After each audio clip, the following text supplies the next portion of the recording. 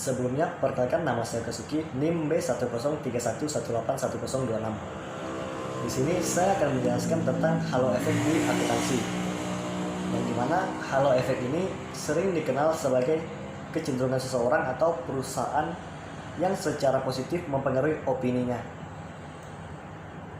Sedangkan pada akuntansi ini sendiri, halo efek umumnya sering dikaitkan dengan proses auditing. Yang dimana dalam proses auditing ini, para auditor menggunakan pendekatan audit resiko bisnis dalam melakukan penilaian strategisnya. Yang kemudian penilaian ini digunakan untuk membangun suatu perspektif secara keseluruhan. Namun, karena dilakukan penilaian secara keseluruhan ini tadi, halo efek dianggap sering mengakibatkan berkurangnya ketelitian dalam evaluasi secara spesifik atau evaluasi secara mendetail. Untuk membuktikan kebenaran terkait halo efek ini, sebenarnya sudah ada penelitian yang pernah dilakukan, yang dimana tujuan dari penelitian ini adalah untuk menguji apakah auditor yang melakukan penilaian risiko bisnis secara umum atau keseluruhan akan mengurangi ketelitiannya atau tidak. Nah, dalam melakukan uji halo efek ini, umumnya ada beberapa teori yang sering digunakan, yaitu teori aspek bias fisiologi dan teori kognitif. Pada teori aspek bias fisiologi, halo efek dinilai sebagai kecenderungan berpikir seseorang yang dipengaruhi oleh berbagai aspek psikologinya, seperti perasaan ataupun kebiasaan pribadi dari orang tersebut, yang kemudian akan mengakibatkan dirinya cenderung memberikan penilaian yang berdasarkan perasaan atau penilaian umum itu tadi. Sementara pada teori kognitif ini berbicara tentang adanya keterkaitan antara faktor sosial dan faktor pribadi dari seseorang tadi. Contohnya seperti ini. Jika ada seorang auditor yang diberikan hasil evaluasi going concern atau evaluasi berkelanjutan dari auditor yang sebelumnya, maka auditor yang saat ini bekerja cenderung memberikan opini yang sama seperti yang diberikan auditor sebelumnya.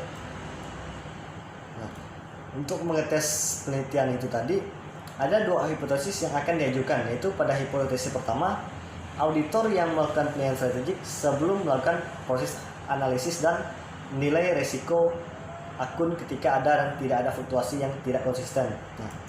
Kemudian pada hipotesis keduanya adalah ketika auditor melakukan strategic assessment sebelum melakukan prosedur analisis dan melakukan penilaian risiko yang berhubungan positif. Pada slide yang ini, teman-teman bisa melihat bahwa metode eksperimen yang digunakan adalah metode eksperimen dengan subjek 2x2, yang dimana partisipannya adalah senior level auditor pada akuntan publik Big Four, yang kemudian dibagi menjadi 4 kelompok seperti tabel yang kami sajikan. Kelompok-kelompok yang sudah dibagi tadi melakukan 3 fase kegiatan yang sedikit berbeda antara satu dengan yang lainnya. Di mana pada fase yang pertama, untuk kelompok yang ada penilaian strategisnya dan yang tidak, sama-sama melakukan dokumen prioritas terkait dengan penilaian risiko salah saji. Namun, kemudian kelompok yang ada penilaian strategisnya melakukan penilaian terkait strategis, dan kelompok yang lainnya tidak melakukan penilaian tersebut. Kemudian lanjut pada fase yang kedua. Pada fase yang kedua ini, mereka sama-sama melakukan prosedur analisis dan penilaian risiko salah haji yang sesuai dengan aturan prosedur audit yang berlaku. Kemudian pada fase yang ketiga, untuk kelompok yang ada penilaian strategisnya tidak melakukan penilaian strategis lagi karena sudah dilakukan pada tahap pertama tadi. Sementara kelompok yang lainnya melakukan penilaian strategis. Barulah pada akhir fase ini kemudian mereka sama-sama mengisi kuesioner audit pada akhir fasenya. Untuk hasil dari penelitian ini selanjutnya akan dijelaskan oleh teman saya.